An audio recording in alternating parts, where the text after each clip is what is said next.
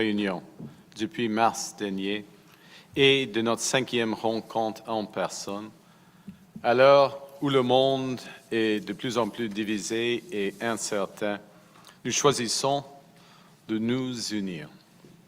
Nous choisissons de bâtir ensemble. We're in Charlottetown, so I will hearken back to Confederation. More than 160 years ago, the Charlottetown Conference laid the foundation of this country. Many advantages. We look back, though, as well. We recognize that that founding was imperfect. It excluded too many, but it laid the stones on which we can build. And in generations since, Canadians have improved upon it, extending the promise of this country to those it once left out and to those whom we have welcomed to our shores. And we have defended it through crises and tests. We're faced tests today. As everyone knows, on Monday, the U.S. administration announced its intention to impose the latest in a series of unilateral and unwarranted trade actions. Let's be clear about how Canada is responding. Yes, we are intensifying our negotiations with the United States in pursuit of a comprehensive agreement that addresses all tariff-related sectors. In all circumstances, irrespective of the outcome of those negotiations, Canada will do whatever it takes to build our strength at home and to support Canadian families, workers, our farmers, our businesses. We're ready. We're ready because we have been focusing on what we can control.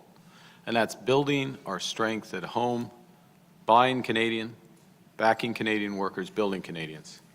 That's the resolve of Canadians. That's the foundation on which we're building. We're a reliable partner in a world that's anything but. So we're diversifying our partnerships abroad. The First Ministers at this table have been central to that effort. Provincial premiers have led more than 50 trade missions since we last met in person in January, and over 130 since I became Prime Minister. Our government, the federal government, has signed more than 20 new economic and security partnerships because Canada has what the world wants, and Canada believes in the benefits of free and fair trade.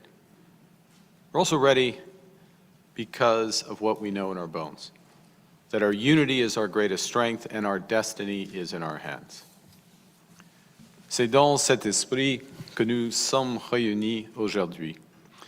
Nous prenons des mesures pour que notre réseau énergétique soit plus abordable, plus concurrentiel et plus sécuritaire.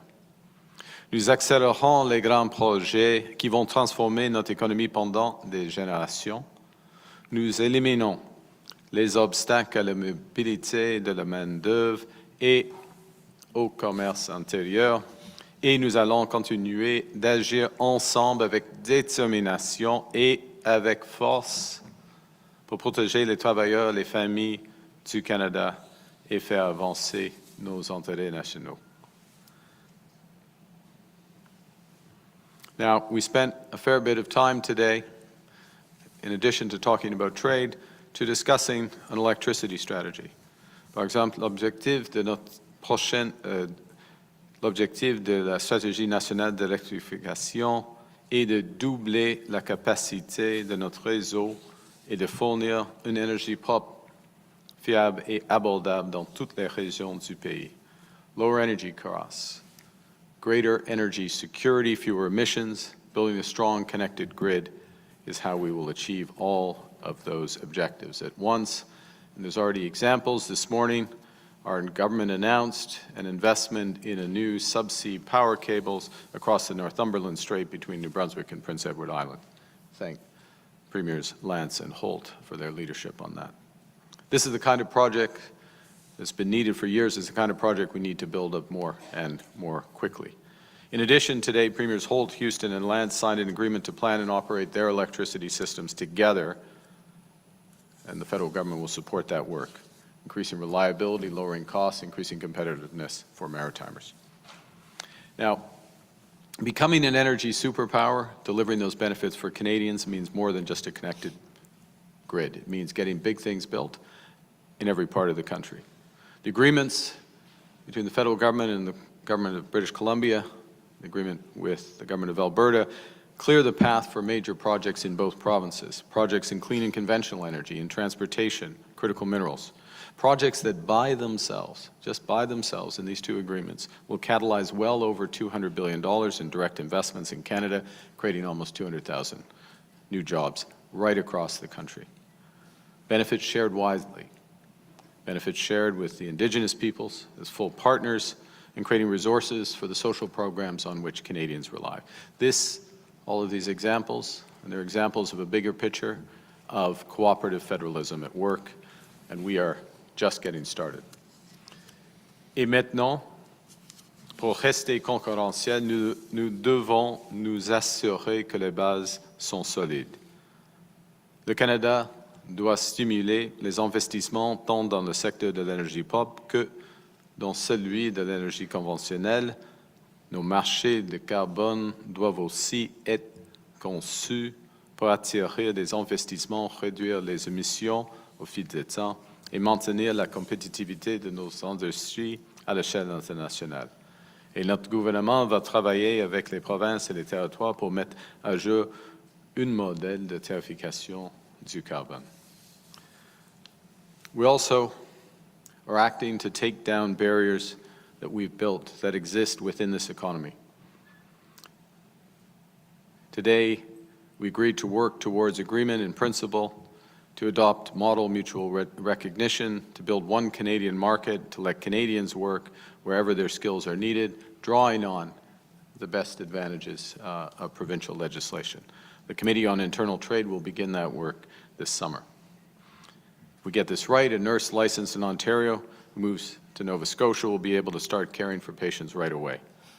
A manufacturer in BC who's already approved to sell engineered wood for homes in Alberta will be able to sell it anywhere in Canada instead of waiting years for that. It's workers and goods moving freely, growing our prosperity. Final point. As First Ministers, we share a fundamental responsibility, which is to keep Canadians safe. And Premier Ford, when you hosted us last year in Muskoka, we had a robust discussion, a series of reforms that were needed to the criminal code, measures to improve community safety. So we've strengthened the criminal code at the federal level, passed 6 laws to combat crime, give law enforcement the tools they need, toughen bail, toughen sentencing.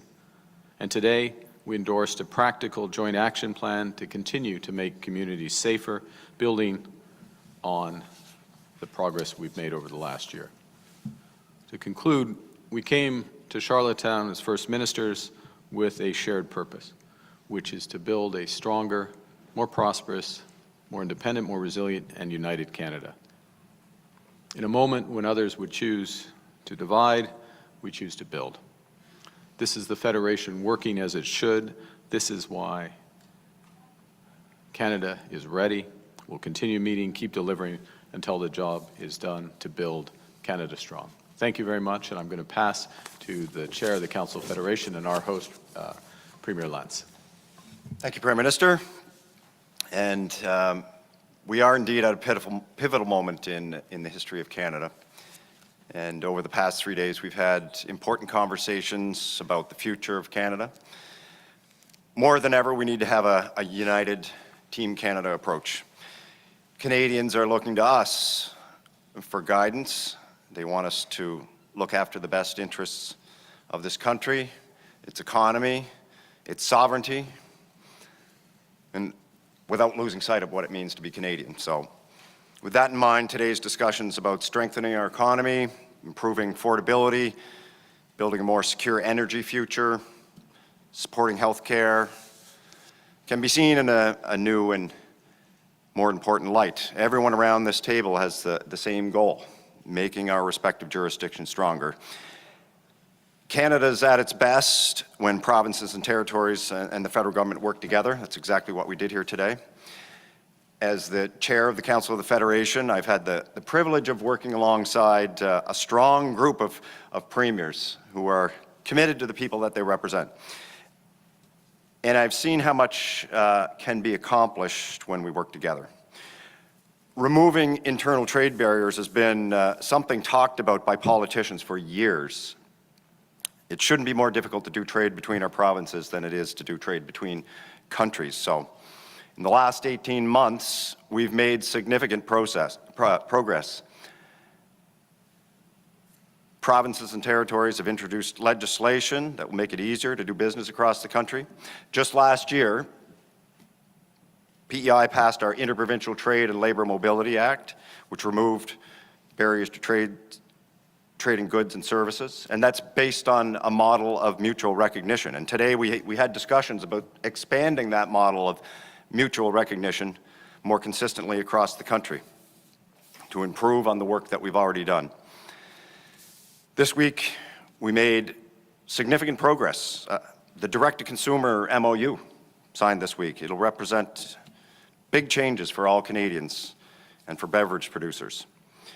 Serving as the chair has been an opportunity to ensure that Prince Edward Island's voice helped shape a national conversation. Every time Canada's premiers gather, my job is to make sure that PEI isn't just represented, but it's heard. Energy security is one of the most pressing issues facing not only our province, but the entire country. And we had a serious conversation about that today. And I want to thank the Prime Minister for this morning's announcement for funding the pre-development work for our new subsea cables connecting us to the mainland. This was one of my top priorities as Premier. So I'm very, very happy to have this underway with the support of the Prime Minister and the federal government. I also had the pleasure of signing an MOU this morning with Premiers Houston and Premier Holt to work collaboratively on a regional approach to electricity. And I said around the table, I believe this is perhaps unprecedented, this type of regional collaboration on energy issues, and I look forward to that work. So that's progress. That's real action, and I'm happy about that. And now just a few words about having the privilege of hosting the premiers and the Prime Minister over the last few days here in Charlottetown. Hosting the Council of the Federation and today's First Minister's meeting, it's been an opportunity to show my colleagues from across the country what makes Prince Edward Island such a special place.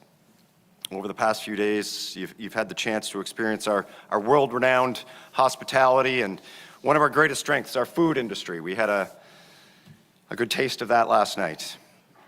And Prince Edward Island may be Canada's smallest province, but our farmers, fishers, our growers, our food producers, and chefs, they're second to none. And we're very proud of them. The quality of the work that they produce, the pride they take in their work, and the care they put into every product have earned this province a reputation that reaches well beyond our shores. So, to everyone who helped share the very best of Prince Edward Island this week, thank you. Thank you very much. You represented our province exceptionally well. And I want to take this opportunity to thank all of the organizers. I have staff that have been working on this for months. I know that nerves are frayed and we're all tired. We're glad to get to the end of these last few days here.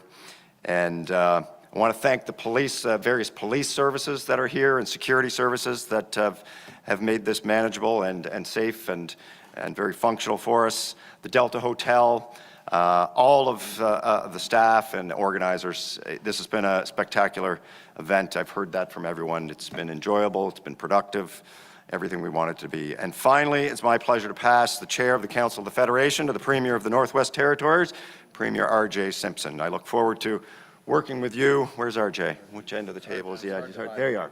Congratulations. I'm happy to hand the torch to you, and I look forward to seeing you next year.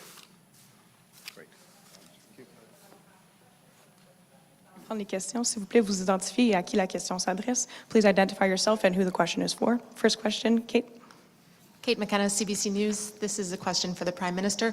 Prime Minister, I'm wondering how you see this window of time of trade talks given the new 30-day deadline. Do you think that this is a meaningful opportunity to approach some sort of end game with the United States, or is it just another pressure tactic from the Trump administration? It's both. I mean, that's the direct answer. We've seen a series of trade negotiations that the U.S. has undertaken, and normally there's a deadline. Normally there's an outsized tariff associated with that deadline. First observation. The second thing is that I would say that in our interactions this week with various levels of the U.S. administration, mine with the President, Minister LeBlanc, with his counterpart, Madame Charette, with hers, other officials, that there's a level of engagement and a breadth of engagement that reflects the seriousness of the trade relationship and the breadth of the issues. So it creates an opportunity. Now, and I'm going to hand back to you, Kate, but I'll just say that First Ministers, Premiers, and myself, we've had a series of conversations on this, on what it means, what our priorities are, where we go from here. And I will say, give you two observations from that. One, we all recognize that the most important thing we can do is to continue to build this economy strong and unite this economy. That's job one. That immediate benefits for Canadians, and that is what we can control. And the second is to be united with respect to our strategy, our negotiating strategy, and our objectives. And part of that unity is recognizing that there isn't a series of little trade issues, they're broad trade issues. All of them have to be part of a comprehensive agreement. Thank you. Prochaine question. Next question. Eli Ritter, Canadian Press, question for the Prime Minister. Last year, you made the decision to remove many counter-tariff measures. So what kinds of trade retaliation measures are you willing to consider now, if any? And is everything on the table if there's no agreement before August 19th? Everything's on the table if there's no agreement, depending on the outcome of the negotiations, yes. En français, le Canada va faire tout ce qui serait nécessaire, mais ça dépend des résultats des négociations avec les États-Unis. Prochaine question. Next question. Maria Saru, CTV News. For the Prime Minister, you told CTV News explicitly on July 12 that the splitting of profits or net revenue with the U.S. from the Gordie Howe Bridge would only happen after accounting for the debt of the bridge, but that's not what the text of the new deal says. So, was that a lie, and were you downplaying your concessions to Trump? Thank you for the question. First, let's be clear about what the deal is and isn't with respect to the bridge. And the first thing is, this is a good deal. This is a good deal for Canadian businesses, workers. It's a good deal for the future of our commerce with them. Put in context, there is about $300 billion a year of trade on the land link between Michigan and Ontario. And Premier Ford knows every dime of that trade. He's got it tracked. So $300 billion, a huge amount of trade. So this creates an important link, and it's an absolute, it's an engineering marvel, and it's a testament to the workers who created it. So that's. Secondly, the underlying agreement between Canada and Michigan remains in place. That's the underlying full text, weighty agreement. I'm illustrating the thickness of that agreement. It's in the public domain. Under that agreement, there is no splitting of tolls under that agreement, which is what I was referring to, perhaps imperfectly, but there's no splitting of tolls under that agreement until all of the debt is repaid, debt from Canada. For reference, and it depends on how much traffic and, there's various sensitivities, but for reference, that's about 50 years. It takes about 50 years for that to kick in. In parallel with this, there is an agreement in principle, which was published earlier this week, between Canada and the United States. And under that agreement, there is a sharing of net revenues after operating expenses, various other expenses, not including debt repayment. That's, I should have been clearer, that's referred to in the Michigan agreement with respect to tolls, but that is under the parallel agreement. But the sharing of proceeds with the United States goes into economic development that would support traffic ultimately on the bridge. So there's an alignment of incentives. The combination of that agreement and the sharing under that, it is a very marginal impact on the overall economics. Okay, very marginal, because it takes time for traffic to ramp up, there's various costs, there's various sharing, it gets fed back in. And to put it in order of magnitude, it's less than 5% in present value of the overall cost of developing the bridge. So that's the overall what it is, what it isn't. And yeah, could I have explained it better on a Sunday morning at Stampede? Yeah, with a cowboy hat on? Yes, I could have explained it better. And I explained it better in London, Ontario at GDLS, but I appreciate the opportunity. And Premier Ford would like to say something. Thank you. Well, in my opinion, he did it, the Prime Minister did an excellent job getting this deal done, getting $300 billion of goods across the border to create more opportunities, more jobs. Michigan is Ontario's #1 trading partner with over $70 billion of two-way trade. It's critical for the auto sector, it's critical for auto part manufacturers, and it's critical for all manufacturers that this bridge gets open. He did an incredible job, and I thank you for that. Thank you both. Next question. Prochaine question. Bonjour, Frédéric Amarano de Radio-Canada. Ma question est pour la première ministre du Nouveau-Brunswick. Je comprends que le constat autour de la table, ce qui sort de cette réunion, c'est une volonté de faire un Canada plus fort. Encore une fois, je me demande, du point de vue néo-brunswickois, la province la plus dépendante des échanges avec les États-Unis, qu'est-ce que vous attendez de vos collègues? Qu'est-ce que vos collègues autour de la table peuvent faire pour justement aider les Canadiens et évidemment les néo-brunswickois à être moins dépendants des États-Unis? C'est quoi les prochaines actions? Merci pour la question, Frédéric. Et je pense que les réunions des derniers deux jours démontrent exactement ça. Comme un pays canadien, avec toute la diversité de ces beaux provinces, quand on travaille ensemble, quand on est notre meilleur client, on peut faire beaucoup de choses. Et on a vu ça avec le modèle d'avoir de l'alcool qui est disponible pour chaque Canadien qui vient de Nouveau-Brunswick. On sait qu'on fait des produits de craft beer, de bière excellents, qui veut en Colombie-Britannique, puis il veut en Ontario, et on peut maintenant le partager. Ça, c'est un exemple. Il y a plusieurs connexions. Des fois, c'est des connexions comme un pont à l'île du Prince-Édouard ou peut-être comme un fil subsea que nous sommes vraiment heureux d'avoir un investissement. Peut-être c'est l'intertie entre le Nouveau-Brunswick et la Nouvelle-Écosse, les raisons pourquoi on a signé une entente avec les 3 provinces maritimes de partager, collaborer, connecter sur nos planifications énergétiques et nos opérations énergétiques.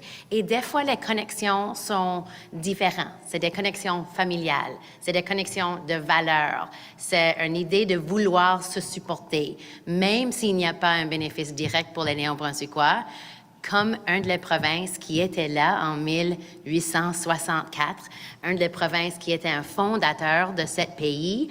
On veut voir un Colombie-Britannique qui réussit.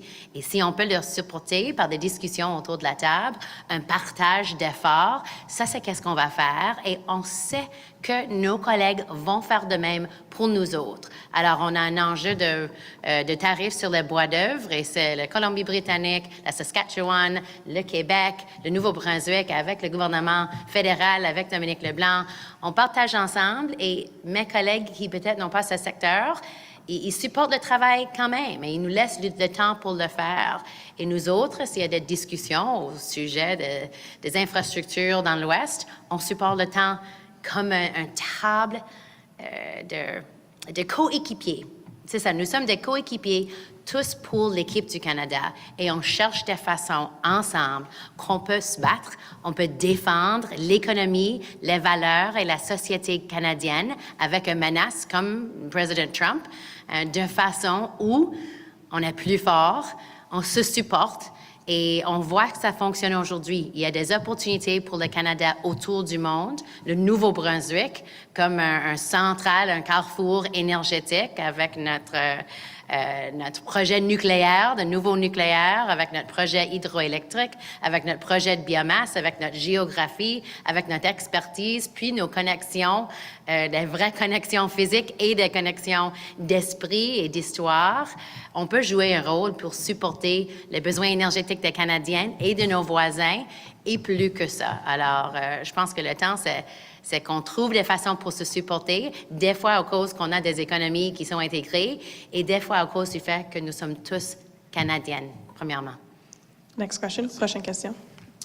David Aiken, Global News. Good afternoon, Premiers, Prime Minister. I have a question for the Prime Minister. You said this morning that all these governments would do whatever it takes to defend and support our families, our business, et cetera. And I'd like to hear after 3 hours of meeting, some specifics. Counter tariffs are a possibility, and so on, if you could provide some specifics. And then two, let's say you get this deal, CUSMA 2 with the President of the United States. You're going to have to convince a lot of Canadians skeptical of the trustworthiness of the president that no, this time he means it. He'll keep his word this time on CUSMA 2. How will you explain that the president can be trusted when he signs a document with your name on it? Thank you. Well, first, in terms of doing whatever it takes, there's multiple aspects of that.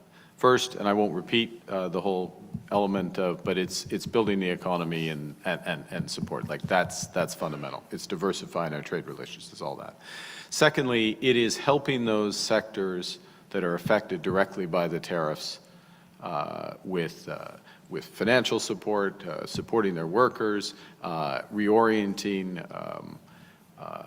demand for some of their products where that's possible, providing some level of trade protection, if necessary, remissions, other aspects. So there's a variety of things, and we're working through that. We've been doing this and supporting literally tens of thousands of jobs in the 232 sectors, the strategic sectors, steel, aluminum, automobiles, and others, and we'll continue to do that with other sectors that are affected.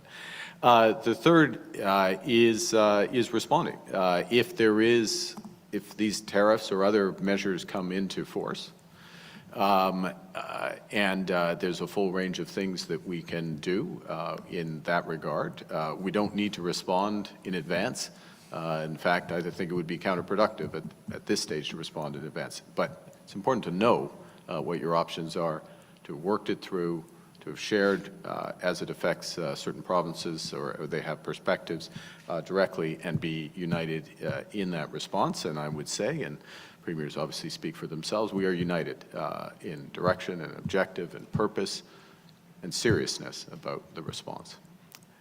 We are going to support Canadian families, workers, businesses, full stop. Now,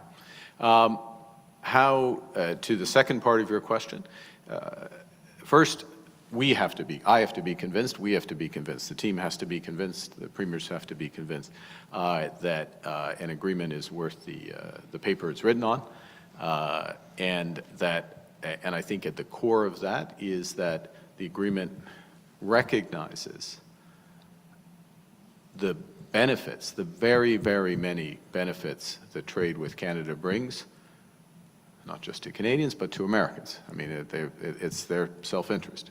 But it has to recognize, it has to be aligned, has to have provisions that reinforce, of course. But we will know when we see it. And I would say, we go in from Missouri, to use an American expression, on this. With wide eyes, lots of options, rolling up our sleeves, doing the work. We're working on behalf of Canadians, we'll know it when we see it. And final point, there are other things we could have done in the intervening time that we didn't do in agreements, perhaps because of the nature of your question.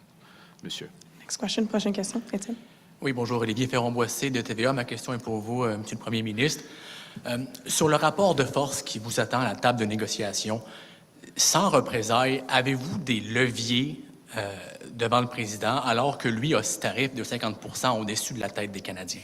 On a plusieurs aspects de levier dans chaque négociation. Il faut avoir des options. Il faut avoir des options hors de la négociation. Il faut être solide, il faut être fort, il faut avoir d'autres options. Et ce qui est évident, que l'administration américaine remarque que le Canada est en train de créer des relations plus étroites avec d'autres économies, les Européennes, les Anglais, les grandes économies de l'Asie, tout cela. OK, il faut renforcer les options. Et la conversation aujourd'hui, nous avons discuté avec tous les premiers ministres les investissements ici au Canada, à peu près 500 milliards de dollars. 500 milliards de dollars. C'est énorme. Même aux États-Unis, ils sont des vrais projets que nous avons créés pendant les derniers 18 mois. Oui. Et nous venons de commencer. Alors, ça, c'est un autre aspect. Troisièmement, oui, il y a la possibilité de représailles. Ça existe. Mais il y a une autre incentive pour les Américains parce qu'il y a des autres possibilités pour coopération avec les États-Unis qui sont, premièrement, dans l'intérêt des Canadiens et Canadiennes, mais en même temps dans l'intérêt des Américains. Et c'est un autre aspect de ma réponse à M. Aiken, parce que ça crée un alignement des intérêts. Mais tout cela, la première partie, c'est ce que nous contrôlons. Et il faut mettre l'emphase sur cela. Deuxième partie, c'est partie de négociation et les conséquences de négociation qui ne fonctionnent pas. Prochaine question. Next question. Najud. Najud Amlis, Bloomberg News. Prime Minister, earlier this week you said that President Trump and yourself agreed to intensify trade talks. Did the President signal to you a willingness to drop the latest tariffs if you reach a deal before August 19th?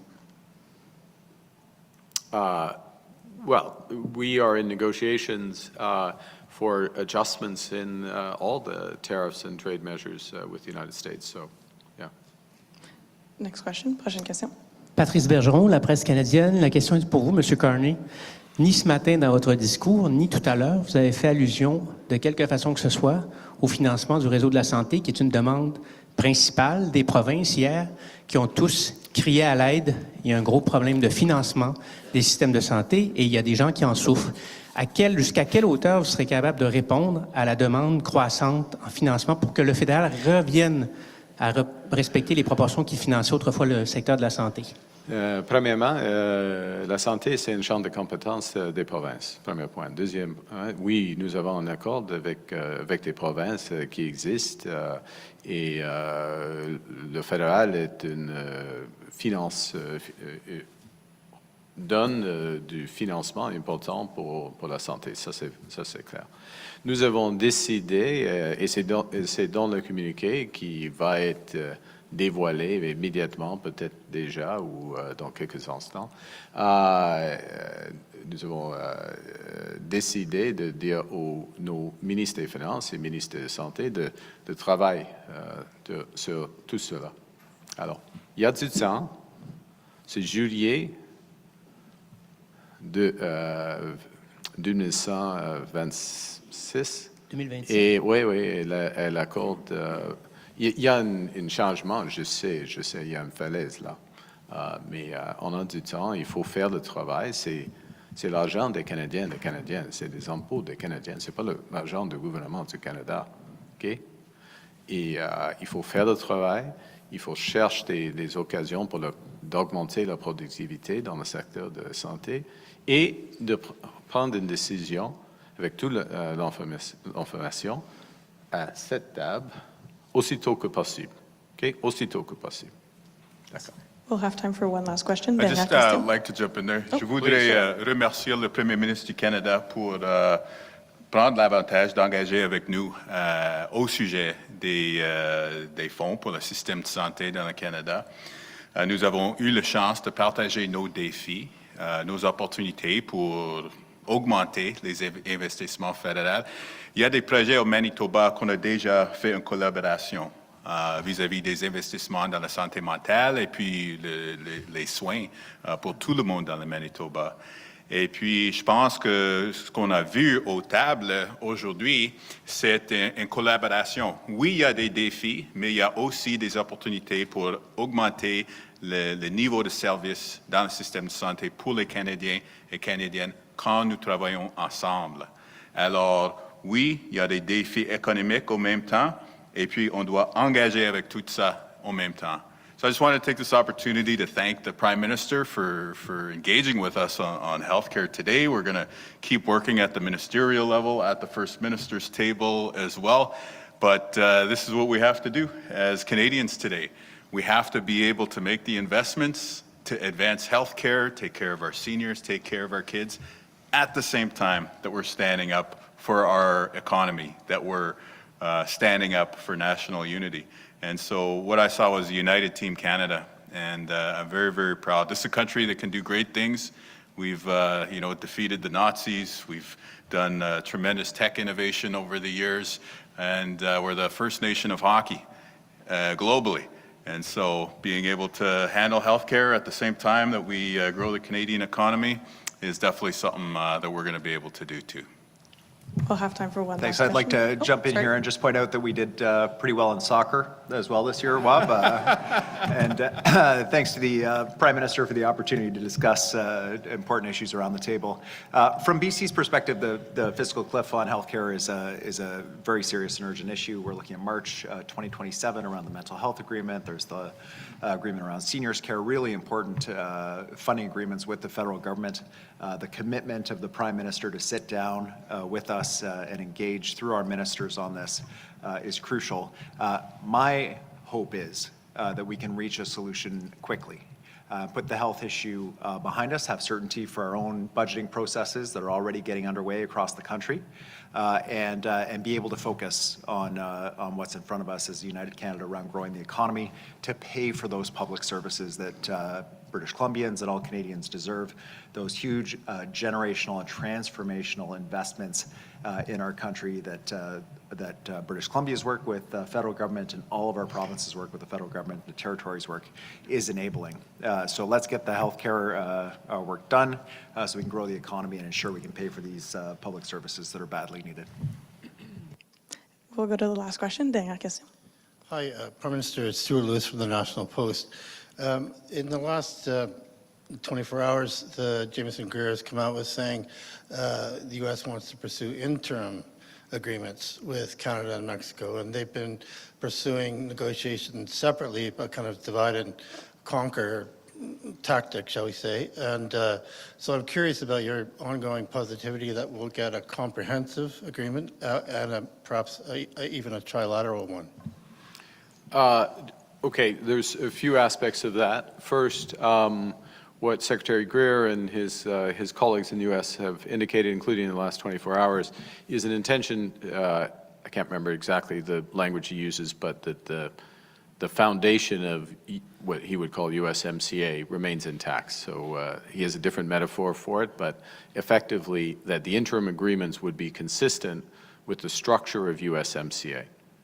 And you'd have bilateral that reflect the differences in our economy and the differences in some of the trade issues between us. It's a sensible approach. So first off, that's their approach. Now, secondly, in terms of and let me say that the Mexicans have phones, we have phones. We travel to Mexico, they come here, we talk to them. We're not uninformed. We know what's going on. And we have very good and deepening ties with Mexico. And I'm going to take this opportunity to thank President Sheinbaum and the Mexican people for sending 200 firefighters to help us with our fires here. That's what friends do when you have crisis and fires. Right? We do the same with the Mexicans, we do with the South Africans, the Australians, and others, but this is our time of need, and Mexico is stepping up. The third thing is, you imputed something in what I said, which is, you said my positivity about getting a compromise. I didn't say that. I said that's what we want. That's what we're working towards. We have many strengths and assets. We're going to negotiate hard for that. And the reason we haven't signed a partial deal is because we're focused on those sectors. So that's where we are. And I guess let me make two final points just with respect to trade for the avoidance of doubt. The first is that the United States is due today, tomorrow, probably tomorrow, I guess, but certainly in the next few days, to come back on their 301 trade process. Addresses 60 countries, replaces what are called IEEPA tariffs, if you followed that, the 128 tariffs, and there's different justification, et cetera. I'm sure you're familiar with it. So they will make an announcement on that. We'll see what the announcement actually is, but that will not be, well, you can judge it at the time, it will not be news. We had a discussion. It will be, look, it's news, but it's not unexpected what's happening there, okay? It's part of the bigger puzzle. The second thing is that it is possible and entirely consistent with what Ambassador Greer said, is that there is an agreement with Canada, agreement with Mexico. I'm not giving positivity or negativity. I'm just telling you the process that addresses some of these bigger issues. But there is also a series of, and I don't want to downplay them, but technical issues with related, or trade irritants, as the Americans would call them, with respect to CUSMA. And that process extends towards the end of the year, which, and there are other possibilities as well. So that gives you a better sense maybe of the waterfront here. But the core here is that you have a united front of First Ministers. We're all working in the same direction for Canadians. Yes, protecting families, workers, businesses, but also building a better future. And what builds a better future, and we talked about this last night, we're at Dolve House, which was a great place to be hosted, and every single thing in that building, every element, every stone, every beam, every brick came from this island. Everything we enjoyed last night, the hospitality, the music, came from this island. It's a metaphor. We have exactly what we need right here in Canada to build a great, strong, fun, fair country. It goes back to the healthcare discussion. Et en même temps, une série d'enjeux que Madame la Première ministre du Québec a soulevé en ce qui concerne la main-d'œuvre, l'immigration, plusieurs sujets. Et on a des premiers ministres qui travaillent pour des Canadiens et des Canadiens dans une étroite collaboration. Merci beaucoup. Thank you, Prime Minister. Thank you, Premiers. This puts an end to our press conference. C'est ce qui met fin à notre conférence de presse. Merci.